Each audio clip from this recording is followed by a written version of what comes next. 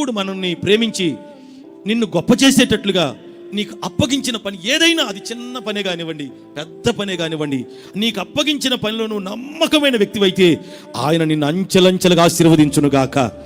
కొంచెంలో నమ్మకంగా ఉంటే మొత్తంలో నమ్మకంగా ఉంటావట.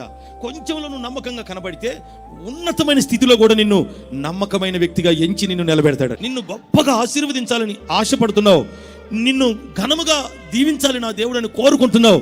అదే కోరిక నా దేవుని పని మీద, నా దేవుని సన్నిధి మీద నేను నమ్మకమైన బిడ్డనై ఉండాలి అని నువ్వు కోరుకుంటే నిశ్చయముగా ప్రభు నిన్ను ఆశీర్వదించునుగాక. చేయగలిగే మనసుంటేనే కదా ప్రభు ఇస్తాడు.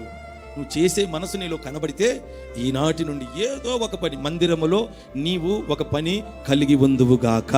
సువార్త పని చేస్తావా, ఆ పని కలిగి ఉండు. మందిరం శుభ్రం చేస్తున్నావా, కలిగి ఉండు. దేవుని సందులో వంట చేస్తున్నావా, కలిగి ఉండు. ఎంతో మంది భోజనం చేస్తున్నారు, మరి ఆ భోజనం చేసే వ్యక్తులు ఆహారం, ఆకలి తెచ్చడానికి ఆహార పదార్థాలు కావాలి, మీ ద్వారానే రావాలి. అది కూడా ఒక ఘనమైన పని.